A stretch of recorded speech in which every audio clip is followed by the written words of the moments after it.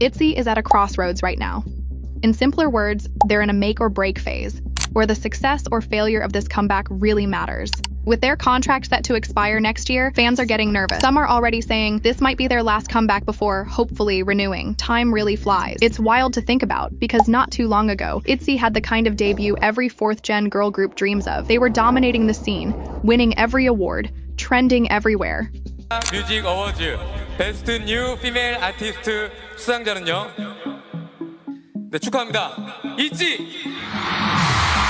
Compared to groups like Idol, aespa, Fromis 9, Everglow, and Les Sserafim, Itzy felt unstoppable. So what happened? Why are they struggling now? How did things shift? And more importantly, what will it take for them to truly come back?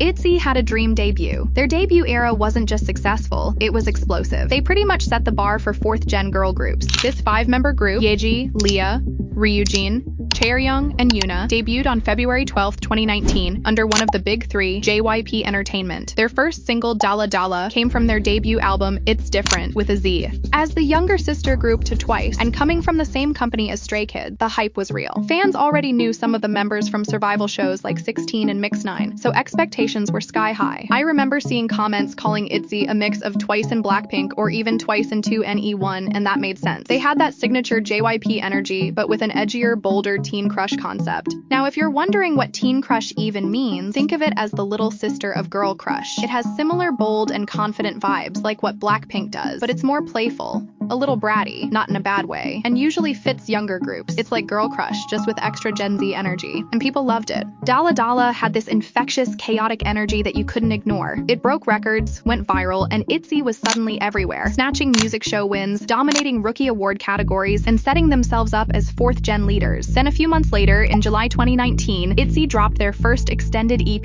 It's Icy, with Icy as the lead single. And that was it. It solidified Itzy's supremacy. It wasn't just a lucky debut anymore. Icy proved these girls were here to stay.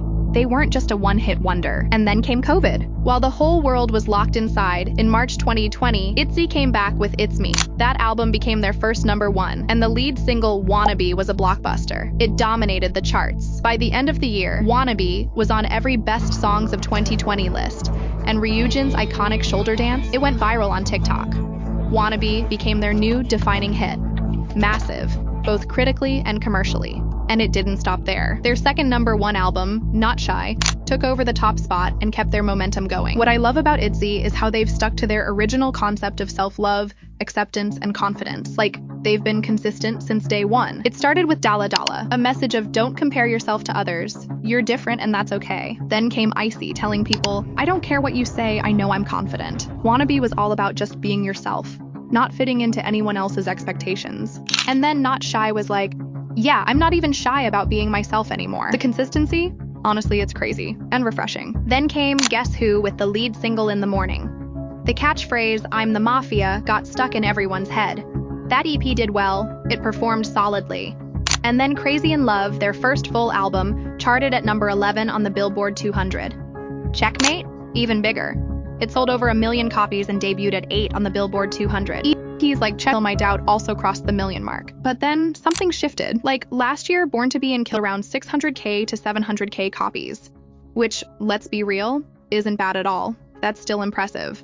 But for a group that was breaking records left and right, fans saw it as a decline. And a lot of people trace that back to the release of Sneakers. We got songs like Boys Like You, Cake, and since Mafia, there's been a noticeable dip in the quality of their title tracks. For a lot of fans, at least. I came across this post on a K-pop forum titled, The Meteoric Rise and Fall of Itzy, a Modern K-pop Tragedy. The title's a little dramatic, but it raises a valid question. What happened? Post says, Itzy used to be one of the biggest fourth-gen girl groups, and now their recent comebacks are struggling to even compete with rookies, even with their own label mates like NMIX. I know for me personally, I just kind of stopped checking out their new music because, let's be honest, it felt like stinker after stinker. So, is that really all it was?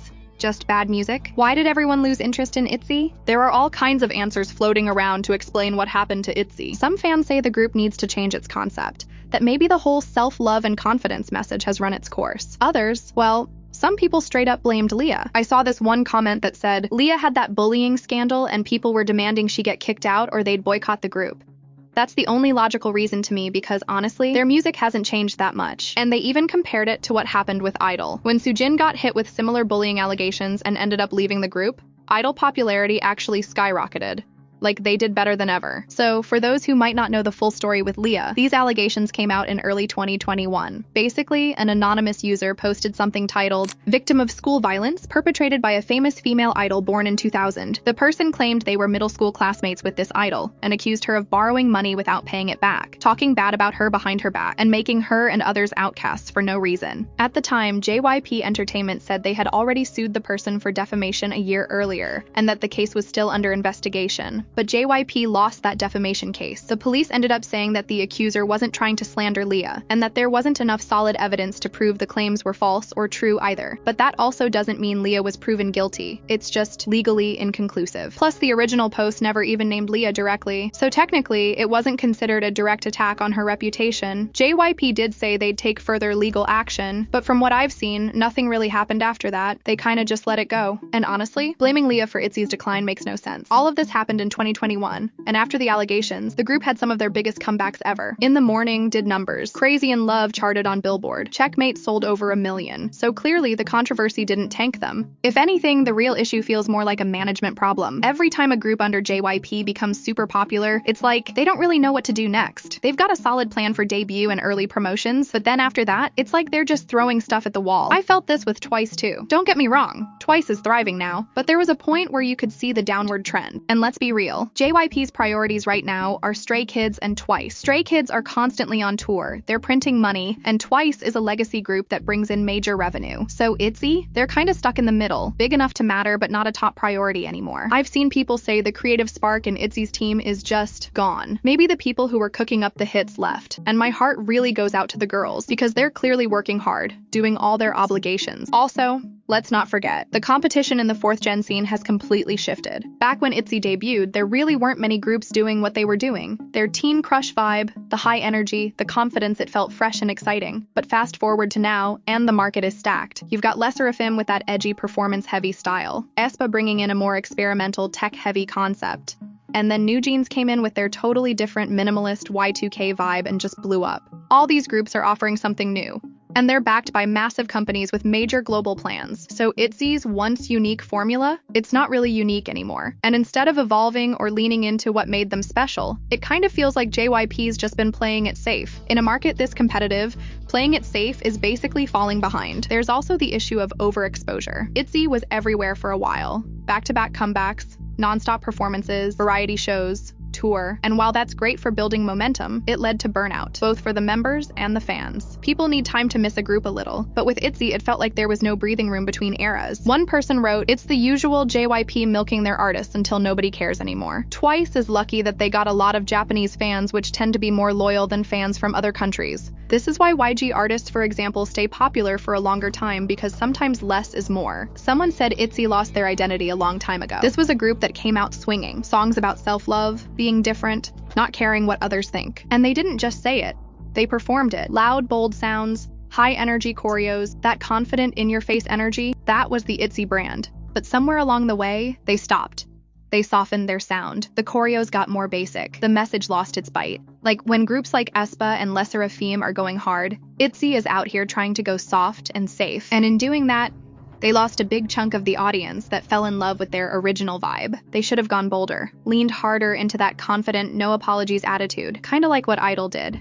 Songs with an edge, performances that make a statement, but for that, you need a creative team that's hungry, who wants to cook. And JYP lately have been serving microwaved leftovers. Like their recent comeback Gold, it's a wild shift. It's got this mashup of heavy rock guitar, quirky EDM, and hip-hop vibes, almost like something NMIX would do. And you know, I'm all for K-pop staying weird and unique, like don't just follow Western trends. So in that sense, I kinda admire Gold for going bold and ambitious, but there is a shift. At some point, something's gotta give. Itzy needs new blood behind the scenes. Hungry creatives who genuinely care about the group's future, and aren't just throwing together random concepts to hit a deadline. It feels like they've been stuck in a loop of confusing releases, and now, finally, there's a sign of real change. Girls Will Be Girls, their latest trailer, is different. Like, genuinely different. This doesn't feel like just another flashy teaser for a comeback. It looks and sounds like a new beginning. There's a cinematic quality to it that we haven't really seen from Itzy before. And that moment with Ryujin, when they're all trying to bring her heartbeat back, it hits surprisingly hard. It feels more like a short film than a teaser. It's symbolic, a little sad, but ends with a spark. Literally. The girl who lost her spark became an inflatable doll? That's art. That's the kind of storytelling we need. Visually, this is probably their best trailer to date. The aesthetics are top tier, moody, abstract, but with a clear storyline. I'm loving this dreamy indie vibe they're tapping into. It reminds me of the melancholic tone they tried with Imaginary Friend, but this time it feels more grounded and intentional. And yeah, there's been so much discourse around them lately, people saying they've completely fallen off just because they're not hitting their old peaks. But in this insanely competitive K-pop landscape, the numbers they're still pulling are huge. Tons of groups would kill for those numbers. So this whole Itzy is done narrative, it's tired. They needs to break out of this assumption that they're finished. And this comeback might just do it. With their contracts expiring next year, fans are nervous. If this comeback doesn't hit record-breaking numbers, some fear the group might disband. Their fan base is still solid. They haven't been abandoned. They've just been mismanaged. Girls Will Be Girls is a step in the right direction. If done right, this new era could remind people that Itzy is still here, and they're not fallen angels. They never were. They just needed the right vision behind them. And finally, it feels like we're getting that again. This new direction, it fits. It doesn't feel forced. The production budget is clearly there. The concept is emotionally layered. And if this is where Itzy's headed next, then I'm absolutely here for it.